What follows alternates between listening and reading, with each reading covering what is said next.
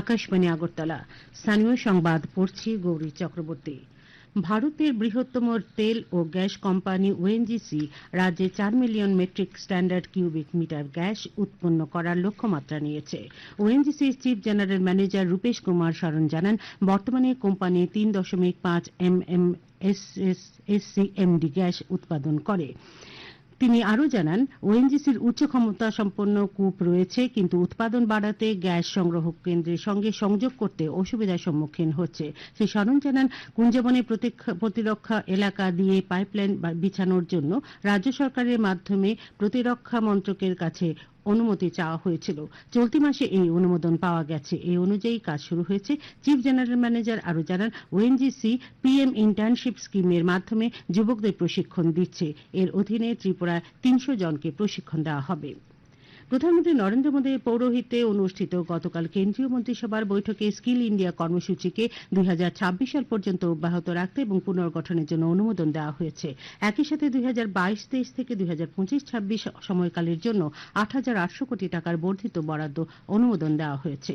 এ নিয়ে তথ্য ও সম্প্রচার মন্ত্রী অশ্বিনী বৈষ্ণব বলেছেন যে, সরকারের লক্ষ্য চাহিদা চালিত দক্ষতা উন্নয়ন কর্মসূচি এবং এক্ষেত্রে সমন্বয় এবং মান বৃদ্ধির উপর জোর দেওয়া হবে। তিনি বলেন, চাহিদা চালিত প্রযুক্তি সক্ষম এবং শিল্প সংলগ্ন প্রশিক্ষণ কর্মসূচিকে সমন্বিত করে দক্ষ ভবিষ্যতের জন্য প্রস্তুত কর্মবাহিনী গড়ে তোলার জন্য সরকার অঙ্গীকারবদ্ধ। উল্লেখ্য, প্রধানমন্ত্রী কৌশল বিকাশ যোজনা চতুর্থ পর্ব, প্রধানমন্ত্রী জাতীয় শিক্ষানবিশ প্রচার প্রকল্প এবং জনশিক্ষা সংস্থান প্রকল্পগুলিকে এখন সমন্বিত স্কিল ইন্ডিয়া প্রোগ্রামের আওতায় আনা হয়েছে। দক্ষতা উন্নয়ন ও শিল্পোদ্যোগ মন্ত্রকের 3টি ফ্ল্যাগশিপ প্রকল্পের আওতায় এখনো পর্যন্ত 2,27 লক্ষেরও বেশি তরুণ তরুণী দক্ষতা প্রশিক্ষণ পেয়েছেন। শ্রী বৈষ্ণব আরও জানান, সরকার জাতীয় সাফাই কর্মচারী কমিশনের মেয়াদ 3 বছরের জন্য অর্থাৎ 2028 সালের 31 মার্চ পর্যন্ত বৃদ্ধির অনুমোদন দিয়েছে। মন্ত্রী বলেন, এটি সাফাই কর্মীদের আর্থসামাজিক উন্নয়ন, স্বাস্থ্যবিধি ক্ষেত্রে কাজের পরিবেশের উন্নতি এবং ঝুঁকিপূর্ণ পরিষ্কার পরিচ্ছন্নতার সময় প্রাণহানির ঘটনা শূন্যে নামিয়ে আনার লক্ষ্যে সহায়তা করবে। আজ দিল্লি বিধানসভার ভোটের গণনা।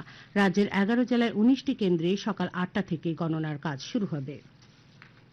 গ্রাহকদের অসুবিধা বুঝতে রাজ্যে এসেছেন শিলচর রেল মেইন সার্ভিস বিভাগের সিনিয়র সুপার আব্দুল জলিল। গতকাল আগরতলায় চিত্তরঞ্জনে পোস্ট অফিস কার্যালয়ে শ্রী জলিল গ্রাহকদের সঙ্গে বৈঠক করেছেন। তিনি জানান, রাজ্যে প্রত্যেকদিন সকাল 10টা থেকে সন্ধ্যা 6টা পর্যন্ত সব ধরনের ডাক সামগ্রীর পরিষেবা পাওয়া যাবে। আগামী দিনগুলিতে গ্রাহকদের আরও উন্নত পরিষেবা দিতে চেষ্টা করছে ডাক বিভাগ। বহু প্রতীক্ষিত ত্রিপুরায় বৈদ্যুতিক ট্রেন চালানোর উদ্যোগ শুরু করল এনএফ রেলওয়ে।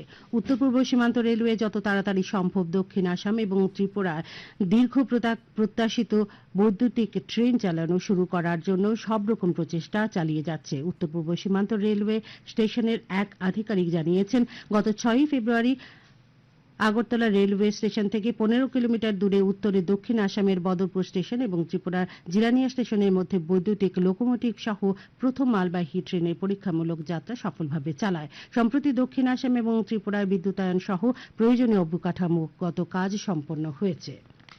ঊনকোটি জেলা হাসপাতালের রোগী কল্যাণ সমিতির এক বৈঠক গতকাল কৈলাসহরের ডিএম কনফারেন্স হলে অনুষ্ঠিত হয়। এতে পৌরোহিত্য করেন ঊনকোটি জেলার জেলাশাসক দিলীপ কুমার চাকমা। উপস্থিত ছিলেন অতিরিক্ত জেলাশাসক এল ডায়ালং, হাসপাতালের মেডিকেল সুপার ডাক্তার রোহন পাল সহ বিভিন্ন দপ্তরের আধিকারিকগণ। খেলাধুলা শারীরিক এবং মানসিক বিকাশ ঘটায়। খেলাধুলার মেধার বিকাশ ঘটিয়ে যুব সমাজকে নেশার কবল থেকে দূরে সরিয়ে রাখে। গতকাল বিলোনিয়া বিকেআই মাঠে দক্ষিণ ত্রিপুরা সুপার লিগ ফুটবল টুর্নামেন্টের ফাইনাল ম্যাচের প্রধান অতিথি পর্যটন মন্ত্রী সুশান্ত চৌধুরী কথা বলেন।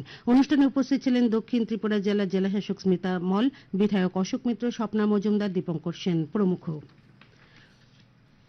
খেলার খবর।